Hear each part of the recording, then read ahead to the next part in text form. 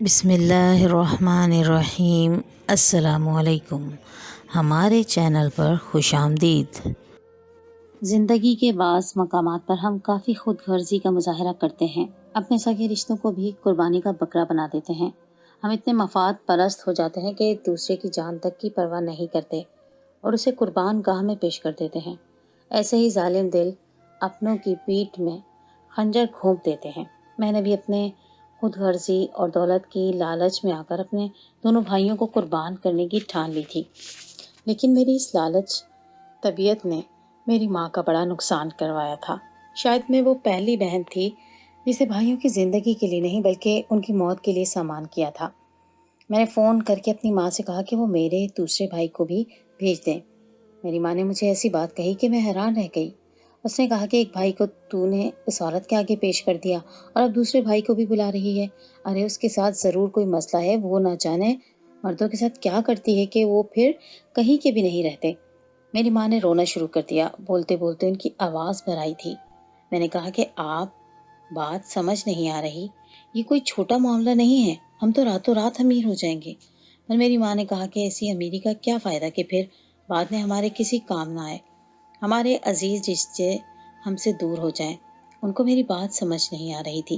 میں نے سیدھا اپنے چھوٹے بھائی کو ہی کال کی اور کہا کہ تمہیں آنا ہوگا، لیکن اس لڑکی کے بارے میں تمہیں کچھ بتانا چاہتی ہوں۔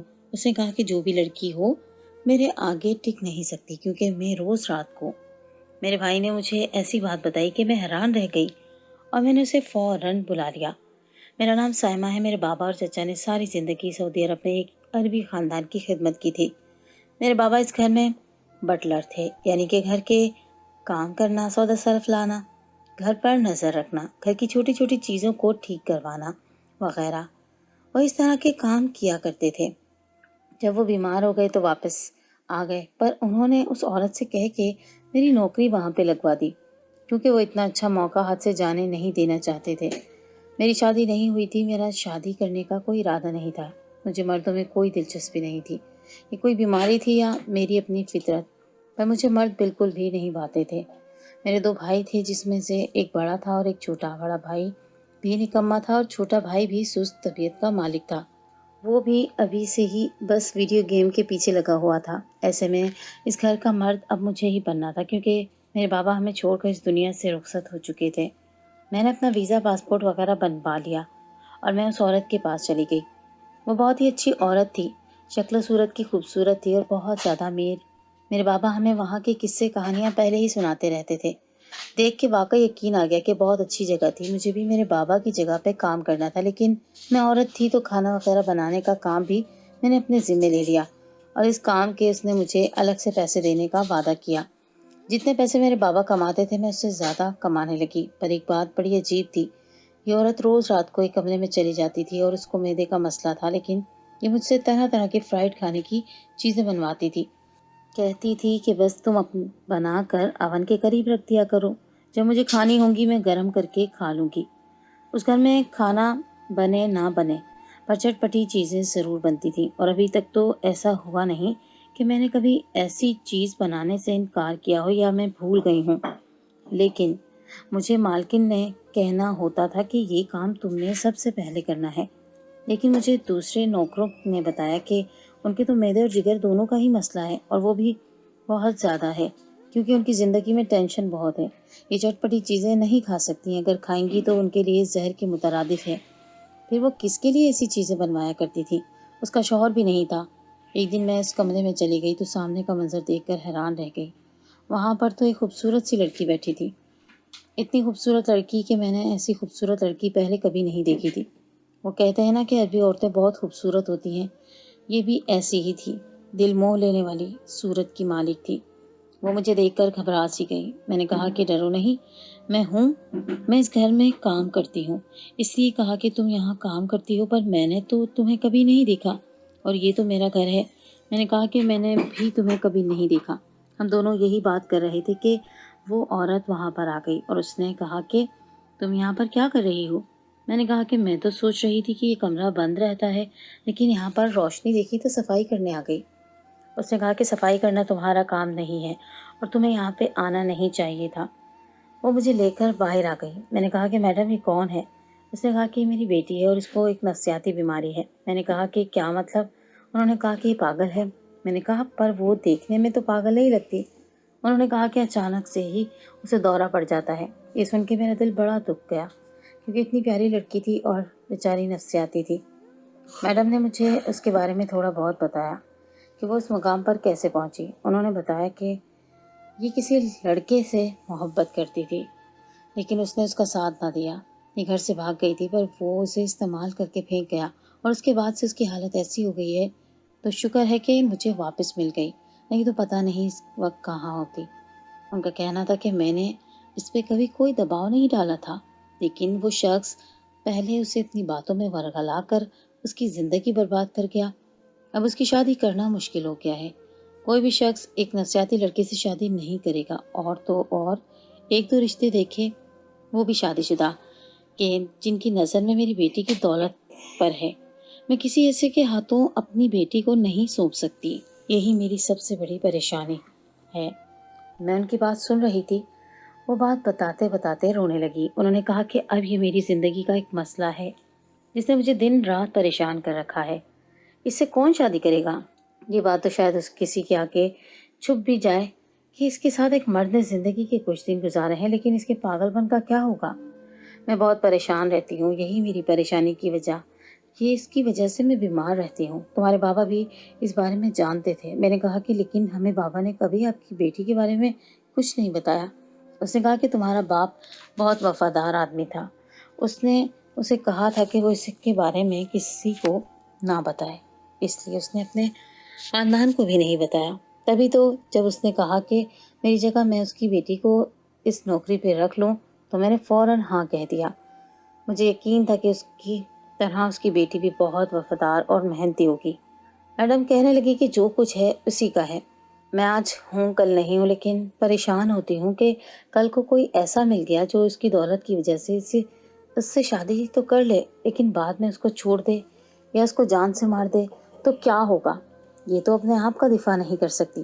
मैंने उनके कंधे पे हाथ रखा और कहा कि फिक्र नहीं करें, अल्लाह सब कुछ ठीक करेगा, कुछ ना कुछ हो जाएगा। उसने कहा कि कुछ नहीं होगा, मैंने बड़ी कोशिश की, लेकिन उसका रिश्ता नहीं हो पा रहा है। खैर, मैं भी क्या तुम्हें अपने दुख सुनाने बैठ गई हूँ। तुम भी इसके बारे में बताना नहीं चाह रही थी, क्योंकि तुम्हारा तो इसके साथ कोई काम है नहीं, लेकिन चलो तुम्हें पता चल गया है तो किसी और को मत बताना। मैंने कहा कि मैं किसी से जिक्र नहीं करूँगी। उनको परेशान देखकर मेरा दिल तो बहुत दुखा था, लेकिन मेरे दिल से ज़्यादा मेरा दिमाग हिल गया था। मेरे दिमाग में एक आइडिया, एक तरकीब आ गई थी। मैं एक औरत थी, अपने बाप की तरह सारी ज़िंदगी यहाँ नहीं गुजार सकती थी। मुझे वापस भी जाना था। मैंने तो सोचा था कि 3-4 साल अच्छे से कमाई करने के बाद मैं वापस आ जाऊंगी, लेकिन अगर इस गिरदाव में फंस जाती तो फिर फंसती ही चली जाती। महीने के महीने पैसे आते हुए किसको बुरे लगते हैं। मैं कमाती रहती हूँ और मेरी उम्र निकल जाती। मैं सारी ज़िंदगी इस घर की नौकरी बन के तो नहीं रह सकती थी, इसलिए मुझे कुछ और ही सोचना था। मैं ये मौका भी तो हाथ से जाने नहीं देना चाहती थी। मेरे दिमाग में एक शैतानी प्लान आ गया। जैसा कि मैंने पहले बताया, मेरा भाई एक निकम्मा आदमी था, कोई काम नहीं करता था। पहले सारी ज़िंदगी बाबा की कमाई पर ऐश करता रहा और अब मेरी कमाई पर ऐश कर रहा था, जबकि ये सब काम करने के लिए उसको आगे आना चाहिए था। जब मेरे बाबा ने कहा कि मेरी नौकरी तो ख़त्म हो रही है, मेरी जगह तुम चले जाओ, तो उसने बड़ी ढिठाई से इनकार कर दिया था। उसने कहा कि मैं किसी के घर का नौकर नहीं बन सकता। बाबा ने कहा कि वहाँ पर कोई नौकर नहीं होता, जितना काम किया जाए उतनी तनख्वाह मिलती है, लेकिन उसे तो काम करने की आदत ही नहीं थी। अब मैंने उसे एक ऐसी बात बताई जो उसके हवाले से बिल्कुल ठीक थी, यानी मुझे यकीन था कि वो ये बात मान लेगी। मैंने उसे कहा कि मैंने तुम्हारे लिए यहाँ पर एक बहुत अच्छी लड़की पसंद कर ली है, जो बहुत खूबसूरत भी है, अमीर भी और जवान भी। मैं तुम्हारी शादी उसके साथ करवाना चाहती हूँ। तुम यहाँ आने की तैयारी करो और अपना पासपोर्ट वगैरह बनवा लो। इस बात पर वो खुश हो गया। यही तो उसकी दुखती रग थी। वो अम्मी से रोज़ कहता था कि मेरी शादी करवा दी जाए। अम्मी कहती थी कि लड़की वाले पूछेंगे कि लड़का क्या करता है तो हम क्या जवाब देंगे। वो कहता था कि कोई झूठ बोल दे, एक दफ़ा लड़की मेरा निकाह में आ गई तो फिर तलाक लेके तो वापस नहीं जाना चाहेगी ना। उसके दिल में भी धोखा था, तो उसके करने का यही काम था। मैंने सोच लिया था। मैं मैडम से आहिस्ता आहिस्ता बात करनी शुरू की और उनको कहा कि अगर आप इनकी शादी करा दें तो सब कुछ ठीक हो जाएगा। इंसान की मोहब्बत और रफ़ाक़त की ज़रूरत होती है और उनका दिल तो वैसे भी टूटा हुआ है। कोई मोहब्बत करने वाला शौहर मिल जाएगा तो ये ठीक हो जाएंगी। मैडम ने कहा कि डॉक्टर ने भी मुझे यही कहा है, लेकिन इससे शादी करेगा कौन? मैंने कहा कि मेरा एक जवान भाई है। मैंने उनको अपने भाई की तस्वीर दिखाई। मेरा भाई शक्ल सूरत का तो बहुत खूबसूरत था। उनको मेरा भाई अपनी बेटी के लिए पसंद आ गया था। उनकी शक्ल पे ही लिखा था, लेकिन वो कहने लगी कि तुम्हारा भाई सब कुछ जानते हुए इससे शादी के लिए राज़ी कैसे होगा? मैंने कहा कि वो शादी ज़रूर करेगा, उसे इस बात से कोई इनकार नहीं है। मैंने अपने भाई के बारे में बहुत मुबालगा आराई से झूठ बोल दिया कि वो तो बेचारा बड़ा नेक सीरत है, पूरा दिन मस्जिद में बैठा रहता है। मैंने कहा कि करता क्या है? मैंने कहा कि वो मस्जिद अजान देता है, दर्स व तदरीस का काम भी करता है। हम लोग उसे कहते हैं कि कोई नौकरी कर ले, लेकिन वो कोई नौकरी नहीं करता। मैडम ने कहा कि उसे नौकरी करने की क्या ज़रूरत है, वो तो इतना नेक काम कर रहा है। वो मेरे भाई से मुतासिर हो गई और उन्होंने कहा कि मैं अपनी बेटी के साथ तुम्हारे भाई की शादी करवाने के लिए तैयार हूँ। तुम उसे यहाँ बुला लो, क्योंकि मैं अपनी बेटी को वहाँ नहीं भेजना चाहती थी। मेरी आंखों के सामने रहे, मैं सही चाहती हूँ। उन्होंने कहा कि वो अपनी बेटी को रुखसत करेंगी, लेकिन अभी नहीं। मैंने कहा कि आप रुखसत ना भी करें तो मेरे भाई को कोई मसला नहीं होगा, वो तो वैसे ही सऊदीया आने के लिए बेताब है। उसने कहा कि हाँ हाँ, क्यों नहीं, हम उसके लिए इंतज़ाम कर देंगे, टिकट वगैरह का इंतज़ाम हो जाएगा। उसे कहो कि आने की तैयारी करें। मैंने कहा कि बिल्कुल ठीक है, ज़ाहिर है उनकी भी मजबूरी थी, वो भी यही चाहती थी और मजबूरी तो मेरी भी थी, लेकिन उनको पता नहीं था कि मेरे दिमाग में क्या चल रहा है। मैंने अपने भाई को भी सब कुछ बता दिया कि तुम्हारे बारे में ऐसे ऐसे कह दिया है, मेरी इज्जत रख लेना, कोई उल्टी सीधी हरकत ना करना। वो भी बड़ा खुश हो गया। वो यहाँ पर आ गया और उसका मैडम की बेटी के साथ निकाह करवा दिया गया। मैडम की बेटी का नाम कुशमाला था। नाम भी खूबसूरत और शक्ल भी बहुत ज़्यादा खूबसूरत थी। मेरे भाई ने जब कुशमाला को देखा तो अजीब सी हालत में आ गया। कहने लगा कि इतनी खूबसूरत लड़की तो मुझे गलती से भी नहीं मिल सकती थी, और अब ये मेरी बीवी बन गई है। मैंने कहा कि अपने जज्बात पे काबू रखो। वो बहुत ज़्यादा खुश था। उस भाई ने हमें जगह जगह बड़ा जलील करवाया था। एक दफ़ा तो उसने कारोबार की मद में किसी से कर्जा ले लिया था, और वो कर्जा उतारते उतारते ही मेरे पापा इस दुनिया से चले गए थे। और एक दफ़ा इसने सूद पे पैसे ले लिए थे। पैसे तो वापस कर दिए, लेकिन सूद ख़त्म ना होता था। उस दिन के बाद से ही हमारे घर में बेबरकती और गुर्बत ने डेरे डाले थे, वरना इससे पहले मामलात इतने बुरे नहीं थे। मैंने अम्मी को नहीं बताया था कि मैं उसकी शादी करवा रही हूँ। अम्मी को कहा था कि काम के लिए बुलाया, क्योंकि अभी ये यहाँ से जाने वाला नहीं था। अगर मैं अम्मी को बता देती कि शादी करवा दी है तो वो फ़ौरन नहीं कहती कि बस मेरी बहू को लेके वापस आ जाए। मैं चीज़ों को बड़ा तरीके से लेकर चल रही थी। मैं सोच रही थी कि जो कर रही हूँ बिल्कुल ठीक कर रही हूँ। मेरे भाई को कुशमाला के ही कमरे में भेज दिया गया। मैडम ने कहा था कि जब तक ये दोनों यहाँ हैं, दोनों एक ही कमरे में रहेंगे। कुशमाला की हालत ऐसी नहीं थी कि वो कोई उसे देखते कि जान जाए कि वो पागल है, लेकिन जैसे मैडम ने कहा था कि उसे अचानक दौरा पड़ जाता था, पर हम सबको उम्मीद थी कि आज उसे दौरा नहीं पड़ेगा। वो दोनों कमरे में चले गए और मैं अपने कमरे में आके सुकून से सो गई। मैंने कहा कि ये बूढ़ी औरत एक दिन मर जाएगी और सब कुछ हमारा हो जाएगा। मैं अपनी अकल पर जश्न मना रही थी कि मैंने जो किया बहुत अच्छा किया, लेकिन जैसे ही सुबह हुई एक मंजर मेरे लिए क़यामत का मंजर बन गया। जब मैंने देखा कि मेरा भाई इस दुनिया में नहीं था, वो इस दुनिया से जा चुका था। उसके जिस्म पे कोई निशान नहीं था, लेकिन उसके जिस्म में सांस भी बाकी नहीं थी। पता नहीं उसके साथ क्या हुआ था। हमें पहले तो पता ही न चला कि वो इस दुनिया में नहीं है, जब वो उठा ही नहीं और दोपहर के 3 बज गए, तब जाकर हमें पता चला कि वो तो ना जाने कब से मर चुका है और कुशमाला को कोई होश ही नहीं। वो तो अपनी दुनिया में मगन बैठी थी, वैसे ही बैठी थी जैसे आम दिनों में बैठा करती थी, और वही सब कर रही थी जो पहले किया करती थी। मेरा भाई इस दुनिया से जा चुका था। मुझे बड़ा अफसोस हुआ। मैडम को तो पता चल गया कि ये सब कुछ माला ने किया है, क्योंकि उसी के साथ तो हमने उसे अकेला छोड़ा था और दोनों में से वही पागल थी। लेकिन ये सब हुआ कैसे था, ये हमारी समझ से बाहर था। मेरे भाई को पहले से ही फौत हुए काफ़ी वक्त गुजर चुका था। अब हमारे पास ज़्यादा वक्त नहीं था। हमने उसे वहीं पर दफना दिया, यानी सऊदीया में ही एक कब्रिस्तान में दफना दिया। अम्मी को भी आहिस्ता आहिस्ता ये बात बतानी थी कि उनका बेटा इस दुनिया में से जा चुका है, नहीं तो उनके लिए बहुत बड़ा झटका था। शायद झटका आहिस्ता आहिस्ता दिया जाता या एक साथ, ये खबर उनके लिए बुरी ही होती। लेकिन अभी मैं बताने की हिम्मत नहीं थी। मैं बहुत परेशान थी। मेरा भाई इस दुनिया से जा चुका था। ऐसा नहीं था कि मैं धाड़े मार मार के रो रही थी, लेकिन अफसोस तो था ही। आखिर को मेरा बड़ा भाई था, और कहीं ना कहीं उसकी जिम्मेदारी भी मैं थी। मैंने ही इसको बुलाया था। मैडम भी शर्मिंदा थी। उन्होंने कहा कि वो मेरी अम्मी के लिए अलग से खर्चा भेजेंगी क्योंकि उनका जवान बेटा इस दुनिया से चला गया है। दिन गुजरने लगे। अब मुझे उस घर में रहते हुए काफ़ी अरसा हो गया था, तो मुझे आहिस्ता आहिस्ता पता लगने लगा कि ये औरत तो बहुत ज़्यादा अमीर थी। उसके पास सोने के ज़ेवरात थे, हीरे मोती थे, उसकी दुकानें थी, घर था, कारोबार था, बैंक बैलेंस था, बहुत कुछ था। उसके पास इतना कुछ है कि उससे खुद भी संभाले नहीं संभलता था और ये उसी हवाले से परेशान रहती थी। उसका कारोबार बहुत अच्छा जा रहा था। एक दिन तो कहने लगी कि काश मेरा कारोबार अच्छा ना जाए। मैंने कहा कि ऐसा क्यों कह रही हैं? तो कहने लगी कि इतना सब कुछ संभालूंगी कैसे? मेरे पीछे भी कोई नहीं है। मेरे दिल से अभी भी लालच ख़त्म नहीं हो रहा था। मैंने अपने छोटे भाई को बड़े भाई के बारे में बता दिया। उसे भी अफसोस तो बहुत हुआ, लेकिन अब वक्त के साथ सबर आ गया था। इस बारे में अम्मी को पता नहीं था। कुशमाला दिन ब दिन मज़ीद खूबसूरत होती जा रही थी। मैं सोच रही थी अब कुछ ना कुछ करना ही पड़ेगा। बेगम साहिबा रोज़ मुझसे बैठकर बातें करती, आज इतने पैसे आए, आज इतने पैसे आए। उन्होंने मेरी तनख्वाह भी बढ़ा दी थी और मेरी अम्मी को भी एक्स्ट्रा पैसे भेजती थी। वो यही समझती थी कि ये पैसे उनका बेटा कमा कर भेजा, इसलिए वो ज़्यादा सवाल नहीं करती थी। अब वो लोग पीछे 2 लोग ही तो थे, उनके कौन से इतने खर्चे थे। एक दिन अम्मी ने फ़ोन करके कहा कि अल्लाह का शुक्र है, सब कुछ ठीक है, बड़ा बेटा भी बाहर के मुल्क सेट हो गया, पैसे भी भेज रहा है, लेकिन इस छोटे वाले के हाथों बड़ी तंग हूँ। जब से घर में ज़्यादा पैसे आने लगे हैं, ये और ज़्यादा बिगड़ता जा रहा है, नई नई फरमाइशें करता है। अब कहता है मुझे बड़ा वाला फ़ोन लेके दो, तो तुम एक काम क्यों नहीं करती, इसको भी इसी तरह वहीं पे सेट कर लो जैसे करीम को सेट किया है। मेरी बहन का घर साथ है, मुझे कोई मसला नहीं होगा, मैं अकेली थोड़ी रहूँगी। ये वहाँ पे सेट हो जाएगा तो ठीक हो जाएगा, जैसे बड़ा वाला ठीक हो गया, ये भी अच्छी जगह चला जाएगा। मैंने अम्मी से कहा कि हाँ कुछ करती हूँ, जबकि दिल में ये सोच रही थी कि बड़ा वाला तो कहाँ चला गया, आपको पता भी नहीं है।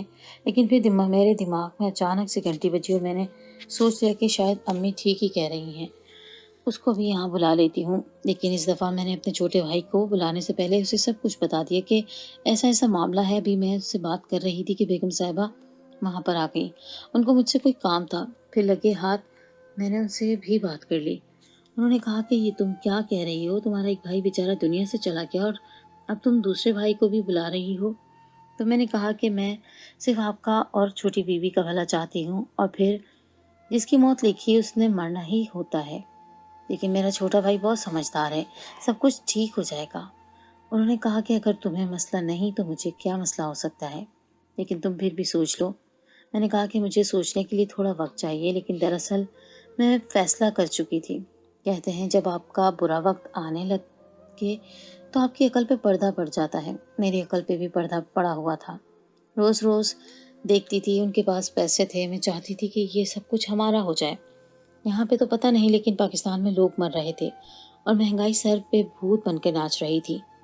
अगर ऐसा मौका हम हाथ से जाने देते तो हम बहुत बड़े बेवकूफ़ होते, और मैं बेवकूफ़ नहीं थी। मैंने मैडम को कह दिया कि आप अपनी बेटी की शादी की तैयारी करें। इस दफ़ा उन्होंने एक नया काम किया था।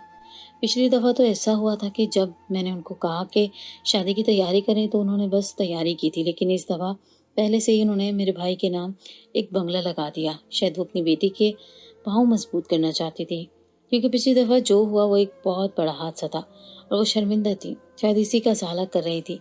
उन्होंने मेरे भाई को देखा तो कहा कि इसकी उम्र तो मेरी बेटी से कम है। मैंने कहा कि इतना भी फ़र्क नहीं है, इस शक्ल से ऐसा लगता है। मेरा भाई था तो कम उम्र पर मैंने कह दिया कि 18 साल का है, यानी कि बालिग है। उन्होंने कहा कि ठीक है, ये वाला भाई जो था वो पहले वाले भाई से शक्ल सूरत में ज़्यादा खूबसूरत था, इसीलिए उम्मीद थी कि इस दफ़ा कुछ ऐसा वैसा नहीं होगा। लेकिन मैं भी पागल नहीं थी, मैंने अपने भाई को सब कुछ बता दिया था। उसने कहा कि आप फिक्र ही ना करें, इस लड़की को ऐसा गुरविदा बनाऊंगा कि ये अपनी माँ से खुद कहेगी कि बाकी की जायदाद भी मेरे शौहर के नाम कर दो। मैंने कहा कि देखो, हमें कुछ नहीं पता कि तुम्हारे बड़े भाई के साथ क्या हुआ था। उसके जिस्म पे कोई निशान नहीं था, पर वो इस दुनिया से चला गया। मेरे छोटे भाई का नाम फारूक था। उसने कहा कि आप फिक्र नहीं करें, मैं सब कुछ देख लूँगा। मुझे पता है कि लड़की को अब कैसे अपने गुरविदा बनाते हैं। इस बात पर मैंने उसे अजीब नज़रों से देखा।